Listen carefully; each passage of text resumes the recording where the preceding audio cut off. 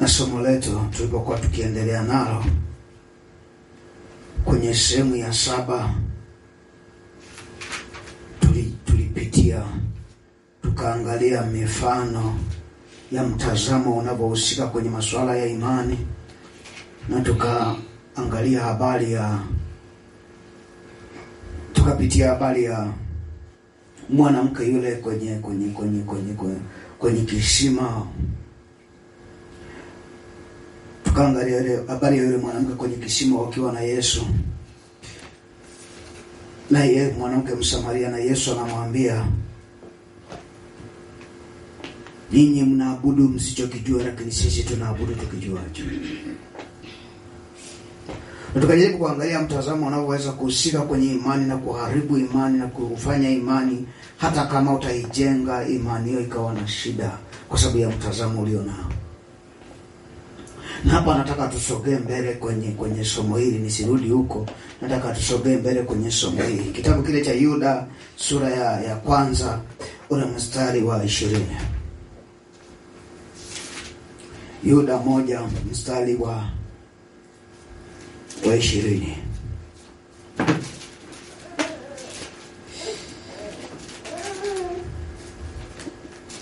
Yuda 1 mstari wa 20, Biblia inasema, bali ninyi wapenzi, mkijijenga juu ya imani yenu iliyo takatifu sana na kuomba katika Roho Mtakatifu. Sasa anasema ninyi wapenzi, mkijijenga juu ya imani yenu iliyo takatifu sana. Sasa swala la mtazamo kwenye masuala ya ujenzi wa imani ni swala la muhimu sana, kwa sababu swala la mtazamo linaweza kuleta athari, lakini kukusaidia pia. Mara nyingi tunapoingia kwenye swala la ujenzi wa imani, hatuzingatii sana habari ya mtazamo tulio nao. Tunazingatia sana habari ya kujenga imani. Na bahati mbaya sana, hata baada ya kusogea kwenye masuala ya kiroho, tunapofika mahali tunashindwa kuelewa kwa nini tunakwama, kwa sababu mtazamo unahusika moja kwa moja. Kwenye somo lililopita nilikwambia unaingia moja kwa moja kwenye ujenzi wa msingi wa imani. Haleluya. Ujenzi wa imani unapoingia kwenye msingi moja kwa moja, maana lolote likitokea juu kwenye imani yako au linalohusiana na imani yako, maana yake wokovu wako unapotea, imani yako inakufa. Kwa nini? Kwa sababu msingi ukivunjika, msingi hautaweza kubeba. Ukitaka kuangalia, enda kaangalia. Kukiwa na shida chini, utaona nyumba ikipasuka. Kukiwa na shida kwenye msingi, na hata kwenye swala la imani ni muhimu sana. Na katika kipengele hiki ninataka tuanze kuangalia, angalau tutofautishe kidogo kwa haraka, na Mungu akusaidie kwenda haraka kuelewa. Tunapozungumzia mitazamo, kwanza uweze kuelewa kuna mitazamo aina tofauti ambayo hii mitazamo huwa inahusika kwenye imani. Namba 1, mtazamo wa kibinadamu. Mtazamo wa kibinadamu unaotokana na hekima ya kibinadamu huwa unaweza ukahusika kwenye masuala ya imani.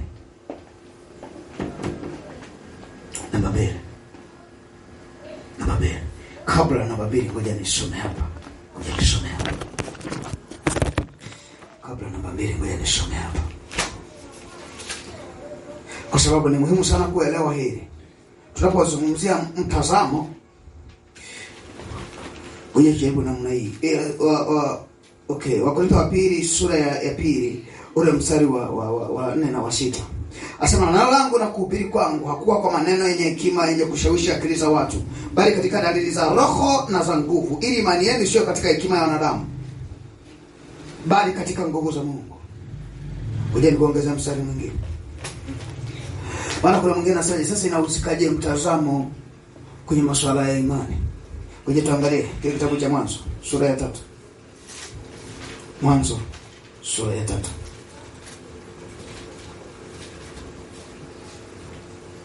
Kwanza mstari wa 8 kushuka chini.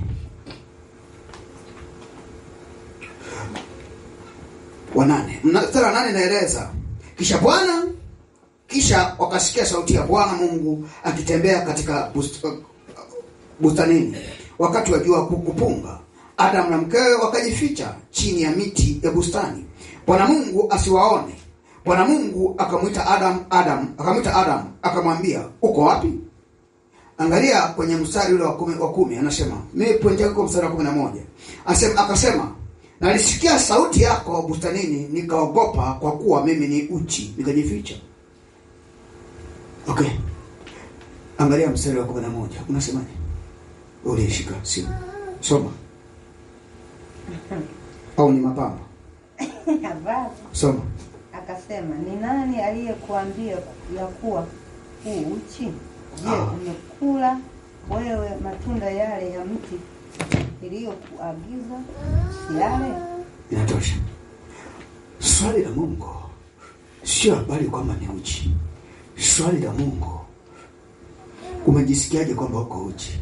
Swali la Mungu, ni nani aliyekuambia wewe uko uchi? Haleluya. Hivyo naelewa kitu Kiswahili. Kwa sababu mimi sijakwambia kwamba uko uchi. Ni nani aliyekuambia kwamba wewe uko uchi? Kwa sababu Mungu hakutafuta imani alionayo, aliyoipokea Adam na mke wake, ya kufika na kumkimbia Mungu na kumkosea Mungu. Alichoenda kutafuta, wazo hili umelitoa wapi? Wazo umelitoa wapi? Shida sio kumtafuta Mungu, shida sio kujenga imani, lakini hilo wazo umelitoa wapi? Shida sio kuanguka, shida sio kukata tamaa, shida sio kuvunjika imani, shida sio kutindika imani, shida hilo wazo la kutindika umelipata wapi? Unaelewa? Haleluya. Amen. Na ndio maana kwani hakumuona shetani Mungu? Kwani hakuona mchakato mzima? Kwani amefanya hakwenda moja kwa moja? Kwa sababu alitaka kutufundisha kwenye kizazi chetu tuweze kuangalia madhara ya wazo. Sio madhara ya kukosea, madhara ya wazo. Sasa sio kila mtu anaweza kafika mahali akaanza kutafuta mtazamo nilionao ni mtu wapi. Anafika mahali anaweza kujenga imani. Ujenye namna mimi. Sasa naenda kwa haraka. Nimesema jambo la pili ni mtazamo wa shetani. Sasa wewe kwenye huko unaandika uzoefu wa mtazamo wa shetani. Unatakiwa andika namna hii. Usiandike mtazamo wa shetani. Uzoefu wa mtazamo wa shetani. Kila mwanadamu unayemwona anatolewa dhambini ana uzoefu wa kumtumikia shetani. Kama ulikuwa hujajua, hata wewe unao. Kila unayemuona, kila mwanadamu unayemuona duniani ana uzoefu wa kumtumikia shetani.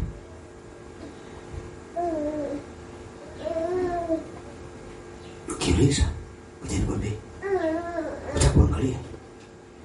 Umeona, hajalishi ni watoto au ni mtu mzima, ana hofu za shetani kuliko za Mungu. Ukimwezi unamfahamu shetani, anasema wewe katafute mtoto yote mwambie wewe ni mtoto wa shetani, anakwambia anagoma kabisa, anamwambia ni mbaya sana, ambia nani aliyekwambia? Haleluya.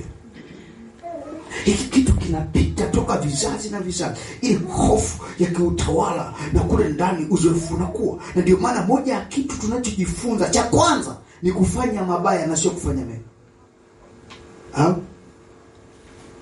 Haleluya. Yaani kwa hata kama wazazi wangekuwa wametengeneza mageti ya chuma kiasi gani, hata wangetengeneza ulinzi, ungekuwa na mchungaji anayekuchunga kiasi gani, lakini jambo la kwanza utalojifunza ni kufanya uharibifu peke yako. Mengine watakufundisha kufanya mema, lakini hili utajifunza mwenyewe. Hauhitaji mtu mwingine akusaidie. Au kuna mtu alikaa akaanza kufundisha kutokana na matusi? Kuna mwalimu wako aliyekaa akaanza kufundisha habari ya kutenda dhambi? Ndio nimekwambia uzoefu, ule uzoefu wa wanadamu. Miaka mingi sana wana uzoefu. Hata wewe mwenyewe ukikaa unaweza kujifikiria hauna, lakini unao. Ukifika namna hii, unapoenda kwenye swala la imani ya Mungu, unabeba na uzoefu ulio nao wa shetani ndani yako. Watu wengi hata wanapoenda kwa Yesu wanabeba mtazamo na uzoefu wa kufanya mabaya walionao ndani, ila unatunzwa kwenye akiba. Ndio maana ukiangalia, moja ya vitu ambavyo ukitaka kuangalia havitokagi kwa watu ni kipi? Kiburi. Warokere wengi ukimwambia kwenye kutoa kiburi ni kazi sana, anaweza katoa vingine vyote, kifika kwenye kiburi ni kazi sana kutoa. Kwa nini?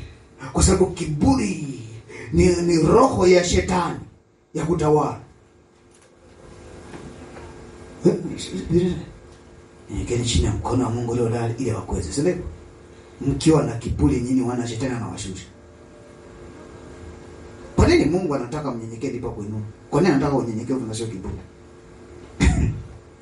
Haleluya. Sasa huu mtazamo unakaa ndani ya watu. Unaweza usiujali na usiuone kwa sababu hujaufuatilia, lakini unao. Nikikuuliza ule uzoefu umeweka wapi? Umeweka wapi? Zile rekodi, unajua namna mbinu za kufanya mabaya na watu wanaofanya mabaya, yale maarifa yote, kufanya uovu kwa siri na mtu asijue, na namna ya kuficha dhambi sionekane na mtu mwingine asijue. Okay, ule uzoefu umeupeleka wapi? Anafikiri uliondoka? Hivi unaweza kuondoka wenyewe tu? Kama ukuondoa, upo. Haleluya. Mtazamo wa tatu. Mtazamo wa Mungu. Nitamani kufundisha zile dakika chache, lakini Mungu ananikimbia kweli kweli. Naona kabisa sina uhakika kama naweza nikafikia mahali ninapotakiwa kufika. Vinginevyo natakiwa nivumilie. Haleluya. Amen. Huu mtazamo wa Mungu. Imani ya Mungu inajengwa kwenye msingi wa mtazamo wa Mungu. Kwa hiyo tuangalie mambo machache. Jambo la kwanza. Imani ni upatanisho na Mungu wa kiroho. Imani ni upatanisho wa kiroho. Ninyi wapenzi, mkijijenga juu ya imani yenu iliyo takatifu sana. Ameweka msisitizo hapo. Okay, kwa ananiambia kwamba ili imani hii ianze kujengwa, ni lazima itumie mtazamo wa Mungu ambao ni mtakatifu. Sasa, mtazamo wa Mungu ambao ni mtakatifu. Unajaribu namna hii. Mtazamo wa Mungu mtakatifu ni upi? Nimekwambia hii imani yatupatanisha na Mungu. Sawa? Imani hii si kitu cha kimwili, ni kitu cha kiroho. Lazima uelewe. Ni kitu cha kiroho, sio kitu cha kimwili. Ukisoma Biblia inasema kila anayeitia jina la Bwana auache uovu. Sawa? Sasa imani kama ni kitu cha kiroho, inatupatanisha kwa jinsi ya kiroho. Maana yake kule ndani lazima kuwe na mtazamo mpana mkubwa wa kiroho. Kwa nini? Kwa sababu unachoenda kujenga ni kitakatifu. Na ndio maana angalia wanadamu, wale ambao wanasema wanaamini, wana hofu, wana mashaka, wana wasiwasi na Mungu. Alafu najiuliza, hivyo unaweza ukawa mtakatifu alafu kuwa na hofu? Unaweza ukawa na imani takatifu alafu kuwa na hofu? Ikaja hofu ndani yako, ikatawala moyo wako. Nataka nisome mistari haraka.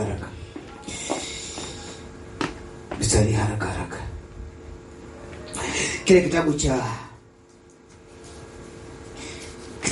ngoja tuanze kwenye kitabu cha Galatia. Tuanze kwenye Galatia ile sura ya Galatia sura ya 6 ule mstari wa 7 na 8. Twende huruma.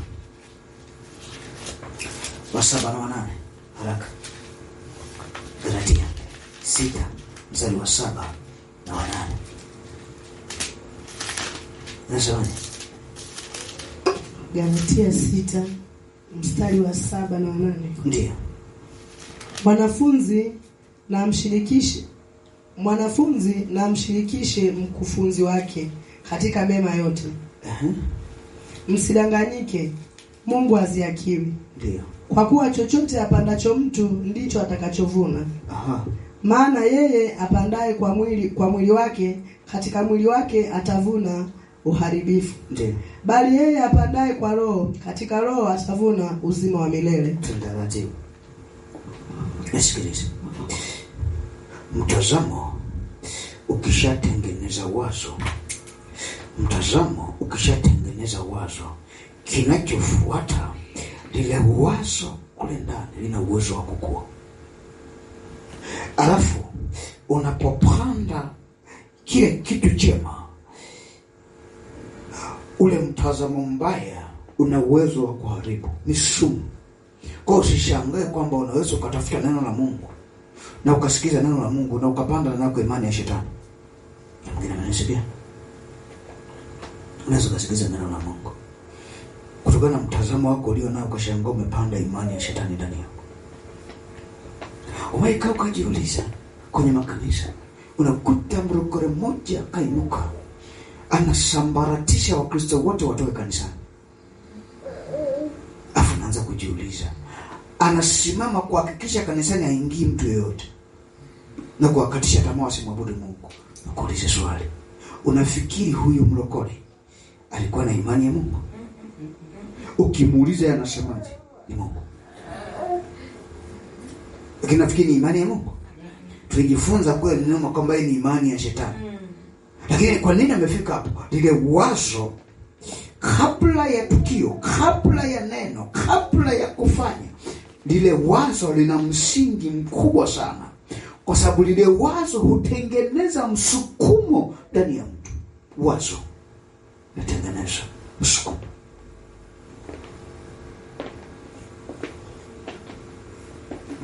Na ule msukumo unapokuwa, unaanza kujenga ile imani. Nataka angalia vizuri Biblia inasemaje. Haleluya. Haleluya. Kwenye kile kitabu cha Waebrania ile sura ya 11 ule mstari wa kwanza nasema, basi imani ni kuwa na hakika ya mambo yatarajiayo, ni bayana ya mambo yasiyoonekana. Nasikia nini sasa? Kutarajia. Kama imani inajengwa na taraja na tumaini. Tumaini ni wazo kule ndani lililo kwa ndani ya huo mtazamo ulio nao. Kwanza kufikiri kesho nitakula wakati hakuna chakula. Unaelewa?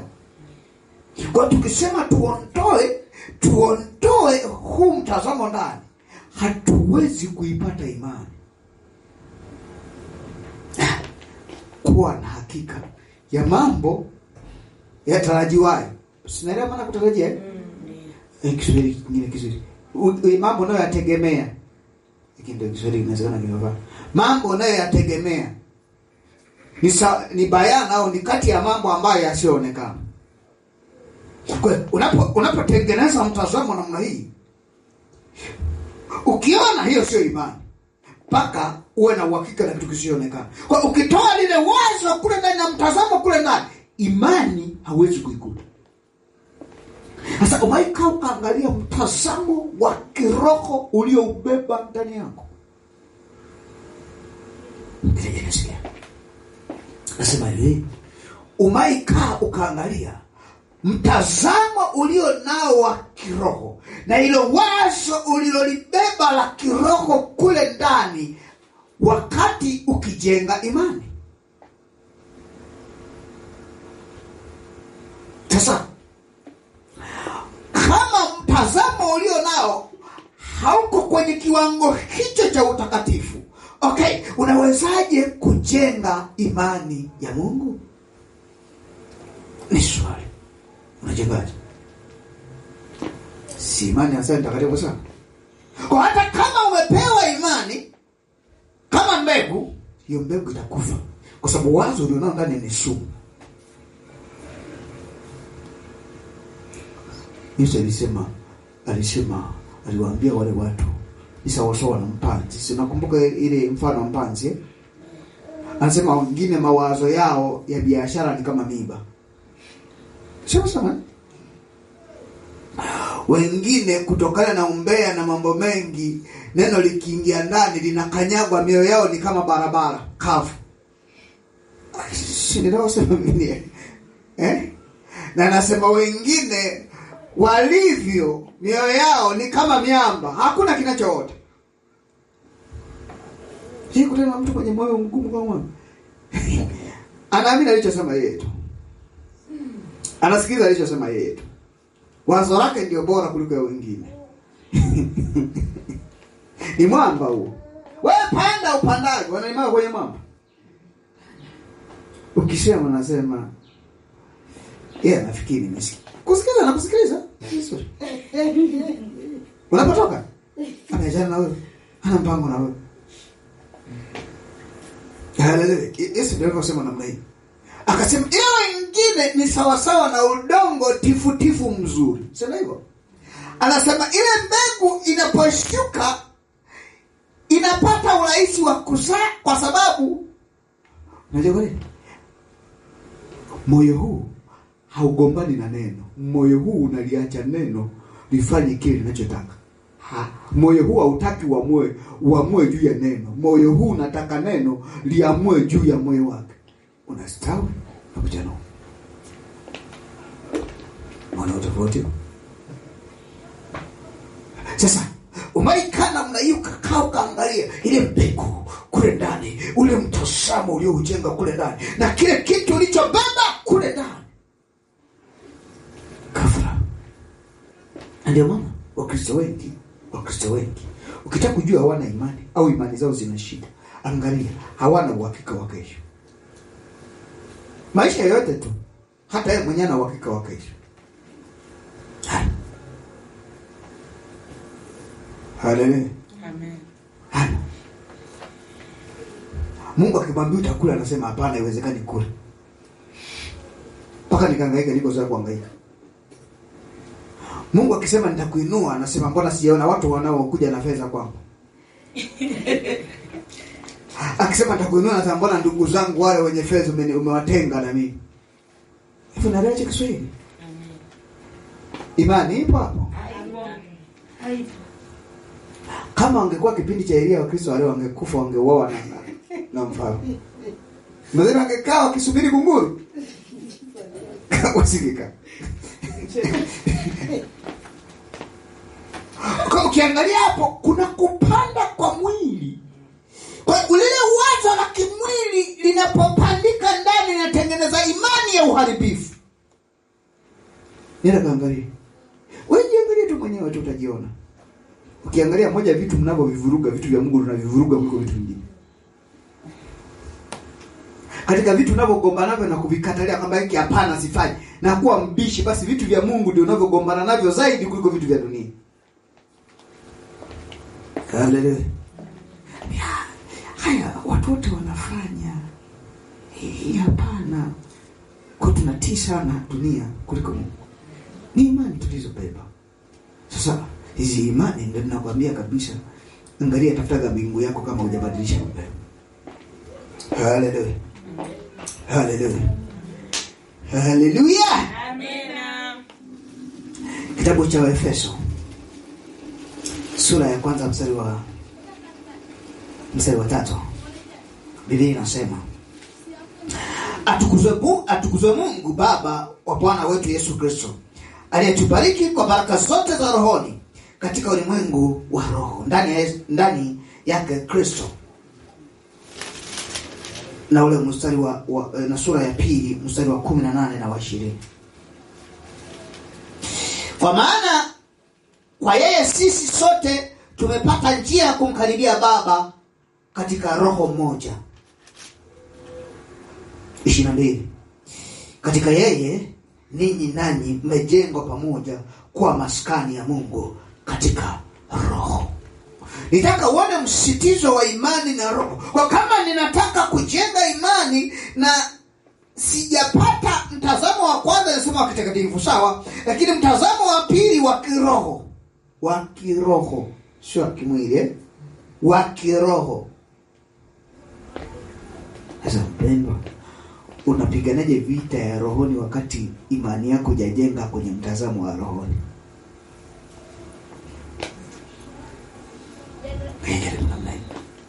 Hivyo unajua rohoni ni maisha. Si wananja, sisi ni wa rohoni, ni waongo wengine. Nisomee hapo sura ya Korintho wa pili, Korintho wa kwanza sura ya pili mstari wa 15 nasemaje? Hii inasema ukweli juu ya watu wa rohoni. Biblia haifichi, imeweka wazi. Inasema hizo wa 15. Wakorintho wa kwanza sura ya pili mstari wa 15. Lakini mtu wa rohoni huyatambua yote. Namba moja, mtu wa rohoni anatambua yote. Namba mbili, wala yeye hatambuliwi na mtu. Yaani hakuna anayeweza kumjua yeye ni mtu wa rohoni, sio ni wa matangazo. Namba tatu. Maana ni nani aliyefahamu nia ya Bwana amwelimishe? Lakini sisi tunayo nia ya Kristo. Nenda kaangalia wewe una nia za maisha yako au una nia ya Kristo ndani yako? Mtu wa rohoni anatambua yote. Yeye ana uwezo wa kujisitiri asitambulike. Na ndio maana wakati mwingine ukimwangalia vizuri mtu wa rohoni unaweza kufikiri amepotoka. Amen. Potoka kabisa huyo. Yaani kwa namna anapoenda sasa ndiye ameanguka, ameachana na Mungu kabisa. Kwa sababu mtazamo wako mtu wa rohoni ukimwangalia namna hii, ukimwangalia ni wa blue, baadaye ni wa njano, kesho kuta ni wa kijani, ukimtazama namna anakuvuruga akili kadri unavyomfuatilia, ndivyo baba anavyokuchanganya kwa sababu ni wa rohoni. Akiinuka namna hii ni tofauti na jana. Unaleta wazo la jana, mwenzako ana wazo la kesho kuta. Si ni wa rohoni. Sasa nenda kaangalie kwako.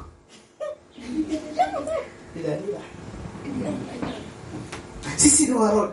Nenda kaangalia kwenye maandiko uone watu wa rohoni wanachokifanya. Wanajua yote, wanatambua yote. Wewe sasa unasemaje wewe ni wa rohoni? Kwa sababu imani yako inategemea mtazamo wa kiroho ulio nao. Ili kukusaidia. Kwa sababu kujaribu nayo. Imani inategemea mtazamo wa kiroho ulio nao ili kukusaidia. Kitu cha kwanza cha kukusaidia inafanya nini wewe mtazamo? Mtazamo unakupa mipaka ya imani yako. Nenda kaangalia imani yako haina mipaka. Unafanya yote unayotaka. Kuna siku unasema unafanya mambo ya kibinadamu, unasema umetereza. Mtazamo unakuwekea mipaka. Kuna mambo haijalishi mtu anaumwa na kufa yuko hai au tatizo gani limetokea, lakini imani nasema hapa ni mpaka. Hautakiwi kuvuka hapa. Sasa imani yako? Bwana unarukaga tu. Hata Bwana akisema unaruka. Sio tu imani yako, hata mwenyewe ukisoma andiko limesema hivyo unaruka. Mipaka. Hivyo una mipaka ya chuma kweli? Wewe namna hii. Umaijipiga makofi kwa sababu umewaza wazo baya wewe mwenyewe ukajipiga makofi kweli kweli. Umeamua kujitesa kwa sababu umekosea jambo moja la Mungu. Sasa kama wewe huwezi kujipiga mwenyewe, kujiadhibu mwenyewe, kweli wewe ni mtakatifu kweli? Kanuni ya watoto. Mtoto mchafu akija anakuonyesha uchafu alipochafuka. Unakuja kwa mama anambia angalia nimechafuka na tena. Mtoto msafi akiona namna hii anaenda kuoga, atajificha na ogopa kujionyesha kwa mzazi wake. Uko sawa? Wewe unafikiri mtoto yupi kwa Mungu? Tafikamwambia angalia Mungu kama nilivyo. Mungu nimekuja kama nilivyo na tope zangu. Kuna siku uliopata aibu ukaogopa kuomba kwa sababu ya uovu ulionao? Ukaona aibu alafu kaanza kusema Mungu usije kwanza, ngoja nijitakase kwanza. Umekaa mahali ukaishi kuna uwepo wa Mungu mahali, ukasema ngoja nijitakase, alafu ukajitakasa kwa bidii ili uweze kwenda kukutana na Mungu. Nimesema mipaka. Mtazamo wa kiroho unakupa mipaka.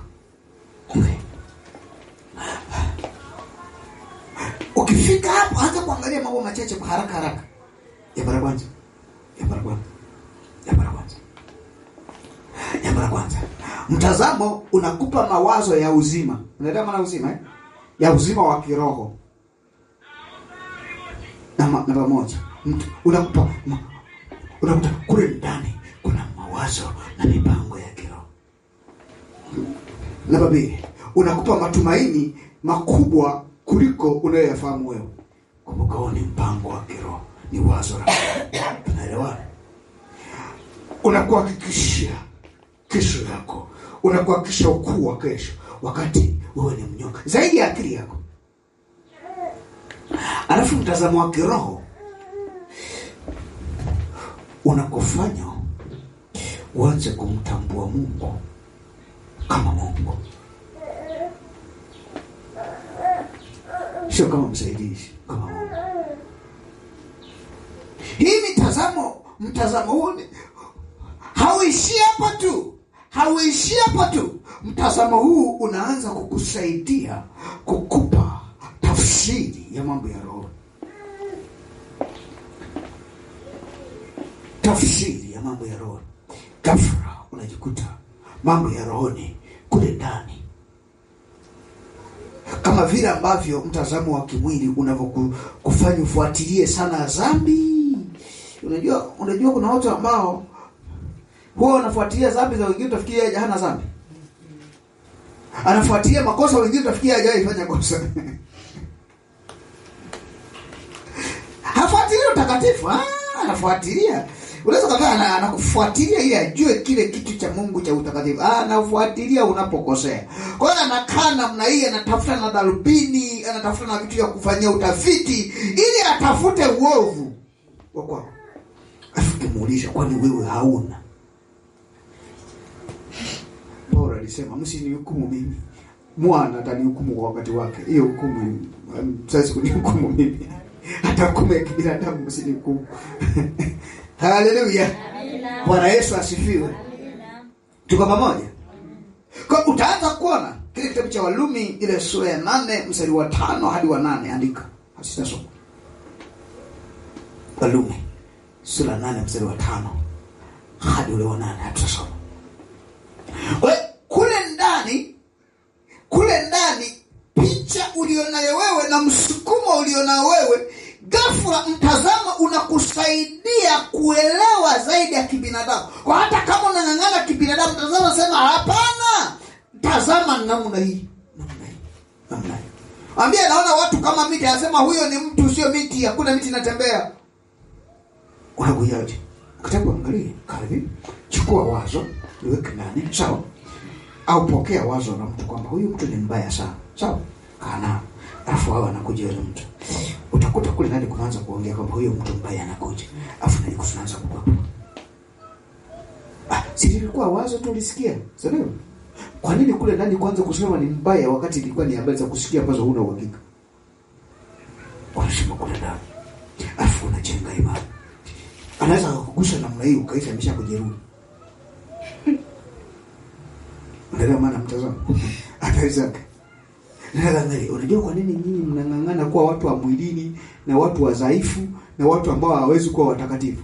Ni kwa sababu ya mitazamo ambayo mmejengea kwenye imani. Ndio maana vitu vingi vya Mungu mnaona kama haiwezekani. Angalia mtazamo, unasemaje?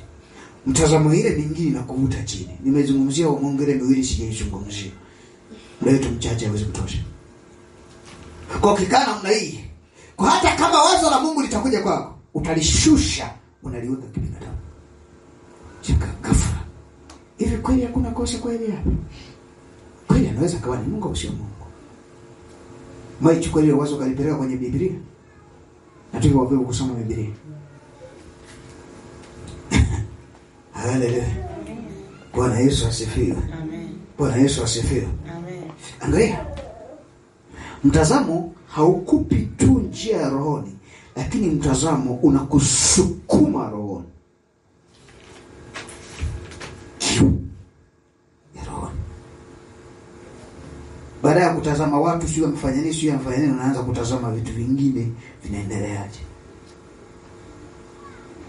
Kuna wakati mwingine unaweza kukaa ndani, alafu kapokea habari nyingi kuliko uliyetoka nje, unakuja kukutana na mtu siku hiyo. Kwa sababu ukikaa namna hii ndani, ukitafuta kwa jinsi ya rohoni, utapata ukweli ya mambo yanayoendelea nje ambayo wengine hawajui. Lakini angalia wewe, unatamani uende kwenye macho yako ya nyama katazame, unatamani ukapapase, ukalambe, ukaonje, ndio hakikisha kama ni vichungu au vikali.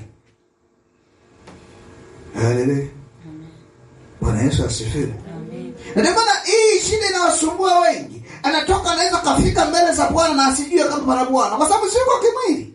Siko kimwili. Kwa akifika namna hii, hawezi kujua hapa pana Bwana au hapana Bwana. Ni patakatifu au sio patakatifu. Hajui. Akidage nasemaje? Ataanza kutazama. Kuna pazia. Haya mapazia, haya wanaonekana kwenye nyumba za namna. Kwa anaanza kutafakari kwa namna ya kimwili.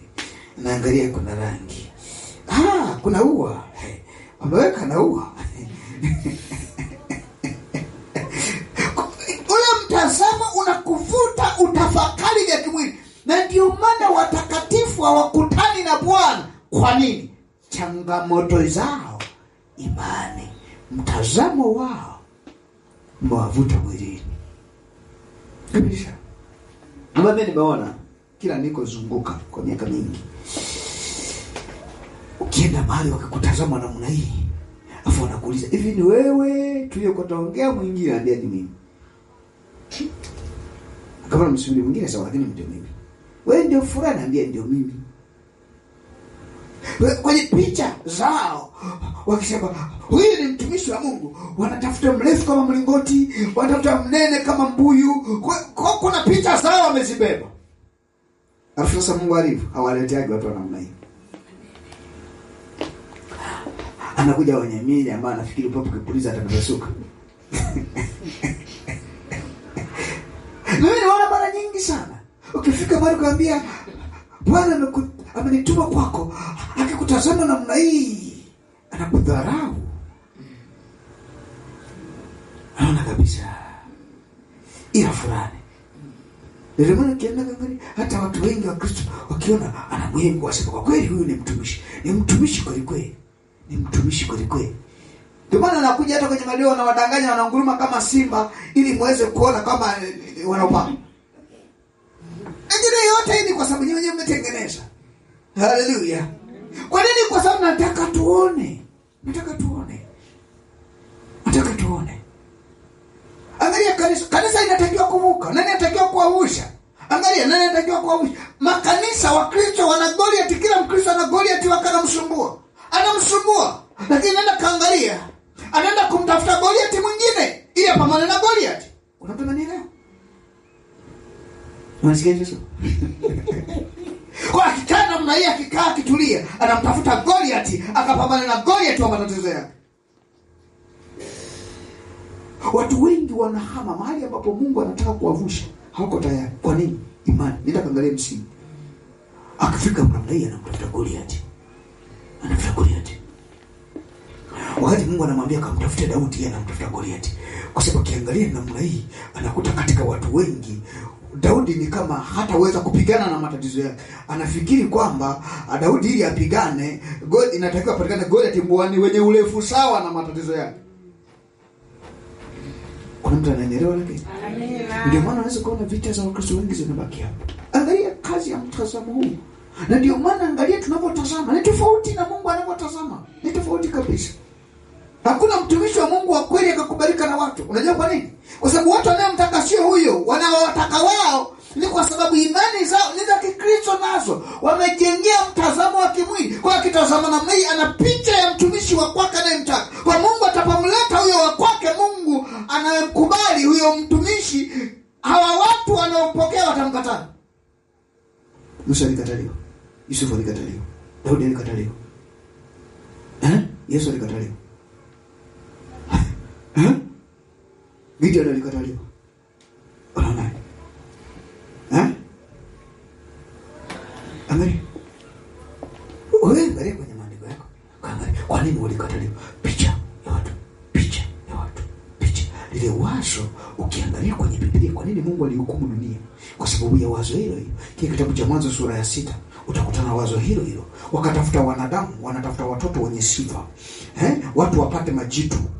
wa kuwasaidia wazaliwe majitu, wakachanganya na hayo maroho ili wapate watu wa ajabu ili wenye kuwasaidia. Mwanzo sura 6. Nini? Angalia lile wazo liliona. Angalia shetani anafanya, anabadilisha wazo. Anabadilisha wazo.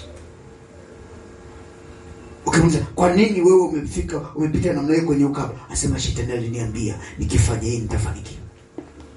Anadhani wazo. Wazo. Haleluya. Amen. Bwana Yesu asifiwe. Amen. Bwana Yesu asifiwe. Amen. Umeika ukaangalia imani yako. Unafikiri kwa nini muone Mungu? Sio kwamba hayupo. Angalia imani yako. Sio kwamba hayupo. Sio kwamba hana nguvu. Ana nguvu. Angalia imani. Imani. Angalia imani. Angalia imani. Angalia imani. Na ndio maana alimkumbusha Musa, akamwambia mahali hapo ni patakatifu, vua viatu vyako, ni patakatifu. Akamkumbusha Yoshua, mahali hapo ni patakatifu, vua viatu vyako. Unajua kwa nini? Kwa sababu aliona ni kitu cha kawaida tu. Alipoona aliona ni ardhi ya kawaida. Lakini kumbe haikuwa ardhi ya kawaida. Kulikuwa patakatifu mahali hapo. Ambia vua viatu. Hii ya kuona. Ndio kwa nini kwa? Kwa sababu macho. Mwana unavyotazama. Unaweza kutamani kufika unapofika. Lakini kama utaelewa somo hili, kuna mahali utakwama kama wengine wanavyokwama. Shida yake iko hivi. Kuna mahali utatamani kuvuka, hautavuka. Lakini angalia, mitazamo hii mingine inatutenganisha na Mungu, inatutenganisha na vitu vya Mungu, inatutenganisha na watu sahihi, inatupa watu wasio sahihi.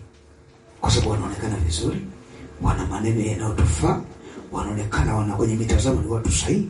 Kwa hiyo ghafla namna hii wanaonekana wana akili, wamesoma, wamestaarabika, lakini ukweli kabisa sio kweli. Mtazamo wa Mungu anamtafuta Petro ambaye hajasoma. Haleluya. Bwana Yesu asifiwe. Amen. Glory to God. Amen. Bwana Yesu asifiwe. Amen. Lazima ufike mahali uanze kufanya mabadiliko. Sio mbaya, haujachelewa sana kuvunja huo msingi. Haujachelewa sana.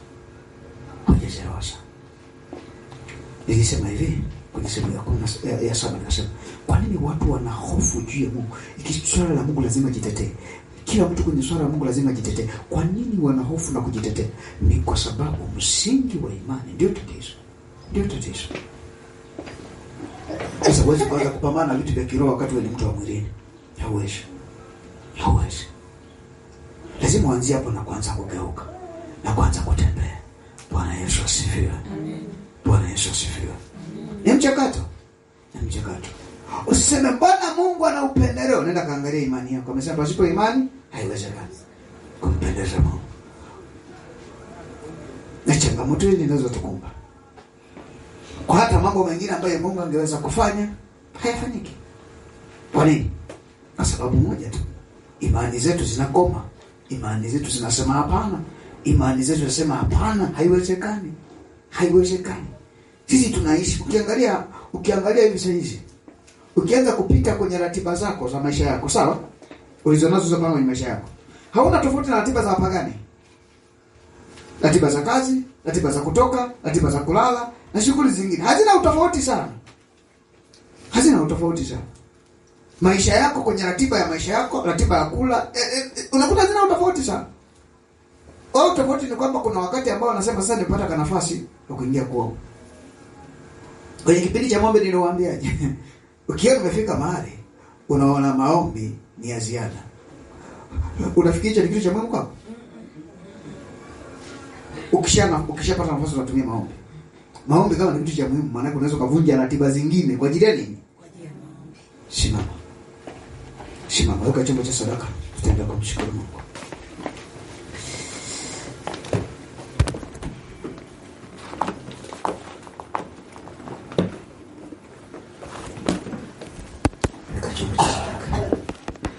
Simama tukamshukuru Mungu.